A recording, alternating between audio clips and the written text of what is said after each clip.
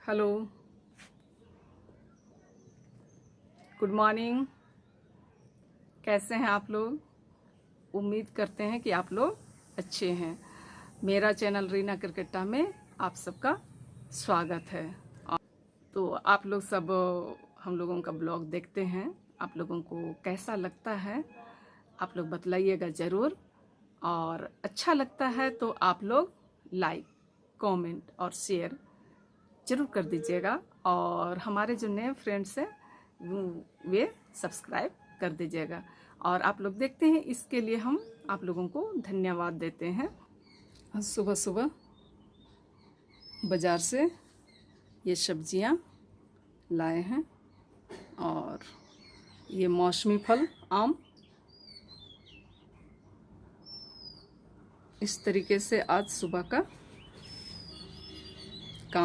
कामों की शुरुआत हुई हमारी। मैं आज मिक्स वेज बनाऊंगी, आप लोगों से मैं शेयर ज़रूर करूंगी। मैं यहाँ पर शिमला मिर्च, मशरूम, प्याज और पनीर को काट के रख लिया है। चलिए तो फिर आगे हम इसको कैसे बनाते हैं। मैं कढ़ाई चढ़ा दी हूँ और उसमें अपने ज़रूरत के हिसाब से मैं उसमें तेल दे रही हूँ।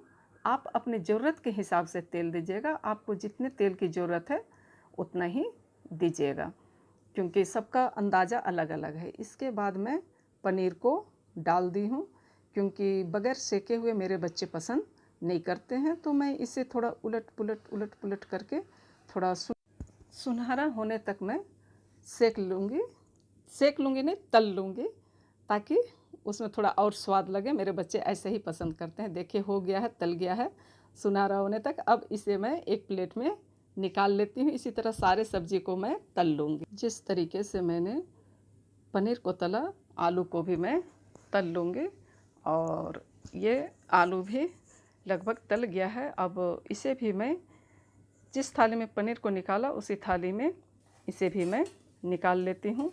इसके बाद मैं प्याज को फिर डाल देती हूँ और थोड़ा उसे भी गुलाबी होने तक, सुनहरा होने तक मैं तल लूँगी।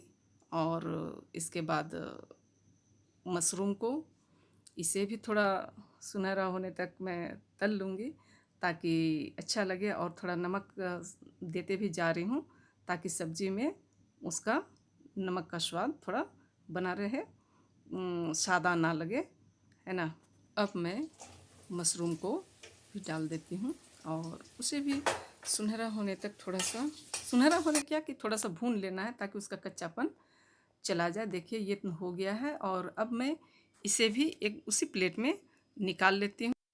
सारे सब्ज़ी भून जाने के बाद मैंने थोड़ा तेल डाल दिया है, क्योंकि तेल थोड़ा कम हो गया था। और इसके बाद जो मसाला मैंने पीस के रखा था, पोस्ता जिसे कि पोपी सीड भी कहते हैं, और उसके साथ में मैंने अदरक, लहसुन, मिर्चा ये सब पीस दिया था। और उसी में फिर मैंने बाद में थोड़ा हल्दी और धनिया पाउडर ये सब मिला लिया था। अब इसे तब तक हम भूनेंगे जब तक कि ये तेल ना छोड़ दे। इसके बाद देखिए ये भी तेल छोड़ दिया है। इसके बाद हमने टमाटर प्यूरी को मिला दिया है और उसे भी भूनेंगे तब तक जब तक कि सुनहरा। टमाटर प्यूरी डाल दिया गया है और अब इसे थोड़ा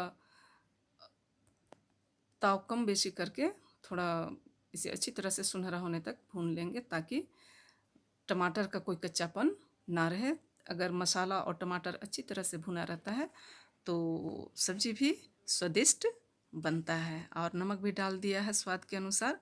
और मसाला हो जाने के बाद अब मैं ये जो भून कर तल करके रखी थी उन सारी सब्जियों को मैंने डाल दिया है और उसे और थोड़ी देर में इसी तरह से उलट पुलट करके पका लूँगी। आप चाहें तो ऐसे भी खा सकते हैं, पनीर भी मिला दिया, और आप चाहें तो ऐसे भी खा सकते हैं। लेकिन मुझे थोड़ा सा ग्रेवी बनाना है, तो मैं इसे थोड़ी देर इसी तरह से पकाने के बाद थोड़ा पानी मैं दे दूँगी, ताकि थोड़ा ग्रेवी बन जाए। देखिए मैंने थोड़ा पानी दे दिया है और इसे तब तक मैं पकने दूँगी जब तक कि उसका जो ग्रेवी है वो थिक ना उसका ग्रेवी जो है वो थिक हो जाए। और उसके बाद मैंने ये हो चुका है, तो अब मैं इसमें धनिया पत्ता डाल दे रही हूँ और इसके बाद मैं बंद कर दूँगी, क्योंकि धनिया पत्ता देने से उसमें एक अलग तरह का ही स्वाद आता है। हर सब्जी का स्वाद धनिया पत्ते से बदल जाता है ना। ये तो आप लोग सब कुछ जानते हैं। ये मेरे अनुसार मैंने बनाया है, पता नहीं ये कैसे बनता है, ये मुझे नहीं पता है। तो आप लोग बतलाइएगा ज़रूर कि मैंने सब्जी अच्छा बनाया है या नहीं बनाया है। तो आप लोग कमेंट करके बतलाइएगा ज़रूर, ताकि मुझे पता चले कि मैं कैसे बनाई हूँ। तो देखिए ये सब्जी कुछ इस तरीके से दिखाई दे रहा है। और अब शाम हो गई है, तो मैं अपना ब्लॉग का अंत करती हूँ। मेरी एक छोटी सी प्रयास कैसा रहा आप लोग बतलाइएगा ज़रूर।